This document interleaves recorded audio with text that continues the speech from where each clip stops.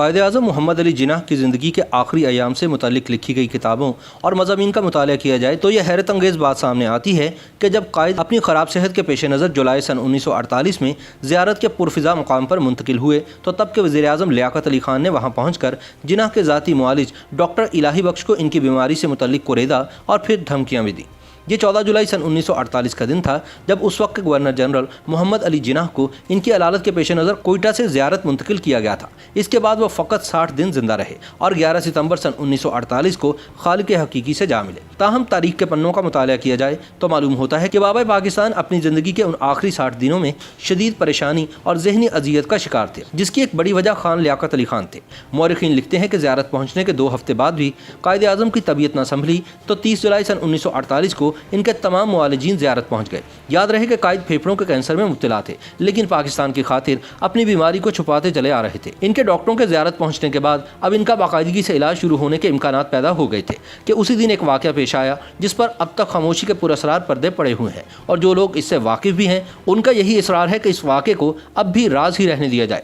یہ واقعہ سب سے پہلے محترمہ فاطمہ جناح نے اپنی کتاب مائی برادر میں قلم بند کیا تھا۔ انہوں نے یہ کتاب جی الانا کی مدد سے تحریر کی تھی۔ ان کی وفات کے بعد اس کا مسودہ ان کاغذات میں دستیاب ہوا جو اب اسلام آباد کے قومی ادارہ برائے تحفظ دستاویزات پاکستان یعنی نیشنل آرکائیوز میں محفوظ ہے۔ اس مسودے کو سن 1987 میں قائد اعظم اکیڈمی کراچی نے کتابی شکل میں شائع کیا تھا، مگر اس کتاب میں سے ان پیراگرافز کو حذف کر دیا گیا تھا جو محترمہ نے 30 جولائی سن 1948 کو پیش آنے والے ایک واقعے کے حوالے سے تحریر کیے تھے۔ محترمہ نے اپنی اس کتاب میں لکھا کہ جولائی کے اواخر میں ایک روز وزیر اعظم لیاقت علی خان اور چودھری محمد علی بغیر کسی پیشگی اطلاع کے اچانک زیارت پہنچ گئے۔ وزیر اعظم لیاقت علی خان نے ڈاکٹر الہی بخش سے پوچھا کہ جناح کے مرض کے بارے میں ان کی تشخیص کیا ہے۔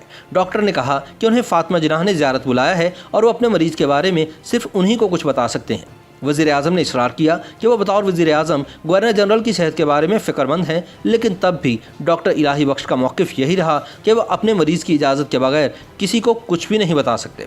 فاطمہ جناح آگے لکھتی ہیں، میں اس وقت بھائی کے پاس بیٹھی ہوئی تھی جب مجھے بتایا گیا کہ وزیر اعظم اور کابینہ کے سیکرٹری جنرل ان سے ملاقات کرنا چاہتے ہیں۔ میں نے اس کی اطلاع بھائی کو دی تو وہ مسکرائے اور بولے، فاطی تم جانتی ہو کہ وہ یہاں کیوں آیا ہے؟ وہ دیکھنا چاہتا ہے کہ میری بیماری کتنی شدید ہے اور یہ کہ میں اب مزید کتنے دن زندہ رہوں گا۔ چند منٹ بعد انہوں نے اپنی بہن سے کہا کہ نیچے جاؤ، وزیر اعظم لیاقت علی خان سے کہو میں ابھی اس سے ملوں گا۔ فاطمہ جناح نے بھائی سے گزارش کی کہ بہت دیر ہو چکی ہے، آپ ان سے کل مل لیجئے گا، مگر جناح نے حکم دیا نہیں، اسے ابھی آنے دو، وہ خود آ کر اپنی آنکھوں سے دیکھ لے۔ وہ لکھتی ہیں کہ دونوں کی ملاقات آدھا گھنٹہ تک جاری رہی۔ جو ہی لیاقت علی خان واپس نیچے آئے تو میں اوپر اپنے بھائی کے پاس گئی۔ وہ بری طرح تھکے ہوئے تھے اور ان کا چہرہ اترا ہوا تھا۔ انہوں نے مجھ سے پھلوں کا جوس مانگا اور پھر چودھری محمد علی کو اندر بلوا لیا جو 15 منٹ تک قائد کے پاس رہے۔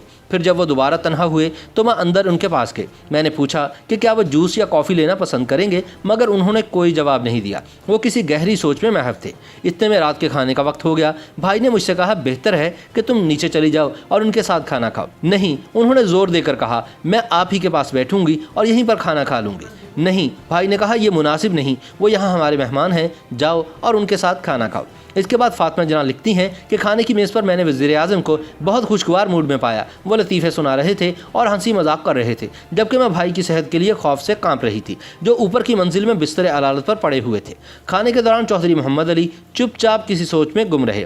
کھانا ختم ہونے سے پہلے میں اوپر چلی گئی۔ جب میں کمرے میں داخل ہوئی تو بھائی مجھے دیکھ کر مسکرائے اور بولے، فاطی تمہیں ہمت سے کام لینا چاہیے۔ میں نے اپنے آنسوؤں کو چھپانے کی بڑی کوشش کی جو میری آنکھوں میں امڑ آئے تھے۔ 17 اکتوبر سن 1979 کو پاکستان ٹائمز میں شریف الدین پیرزادہ کا ایک مضمون شائع ہوا جس کا عنوان تھا the last days of the Quaid Azam. اس مضمون میں انہوں نے ممتاز ماہر قانون ایم اے رحمان کے ایک خط کا حوالہ دیا۔ اس خط میں ایم اے رحمان نے انہیں لکھا تھا کہ ڈاکٹر کرنل الہی بخش کے بیٹے ہمایوں خان نے بھی انہیں اس واقعے کے بارے میں بتایا تھا۔ اس روایت کے مطابق قائد اعظم پر دوا کا اثر بڑا موافق ہو رہا تھا اور وہ بتدریج صحت یاب ہو رہے تھے۔ ایک روز لیاقت علی خان قائد اعظم سے ملنے کے لیے زیارت گئے۔ وہ ان کے ساتھ تقریباً 1 گھنٹہ رہے۔ اسی دوران دوا کھلانے کا وقت آیا، لیکن میرے والد اندر جا کر قائد اعظم کو دوا نہیں دے سکتے تھے کیونکہ اندر جو ملاقات ہو رہی تھی وہ بے حد خفیہ تھی۔ چنانچہ وہ باہر انتظار کرتے رہے تاکہ ملاقات ختم ہوتے ہی وہ قائد اعظم کو دوا کھلا سکیں۔ جب لیاقت علی خان کمرے سے باہر نکلے تو میرے والد فوراً کمرے میں داخل ہوئے اور قائد اعظم کو دوا کھلانا چاہی۔ انہوں نے دیکھا کہ قائد اعظم پر سخت اضطرابی افسردگی طاری ہے اور انہوں نے دوا کھانے سے انکار کر دیا اور کہا کہ اب میں مزید زندہ نہیں رہنا چاہتا۔ اس کے بعد والد صاحب کی بھرپور کوشش اور اصرار کے باوجود قائد اعظم نے اپنے ڈاکٹر کے ساتھ تعاون کرنے سے انکار کر دیا۔ اب یہ کوئی نہیں جانتا کہ لیاقت علی خان نے اکیلے میں قائد اعظم سے ایسی کیا بات کی تھی کہ ان کا زندگی سے دل ہی اچاٹ ہو گیا۔ ہمایوں خان نے مزید بتایا کہ قائد اعظم کے انتقال کے فوراً بعد لیاقت علی خان نے میرے والد کو بلاوا بھیجا۔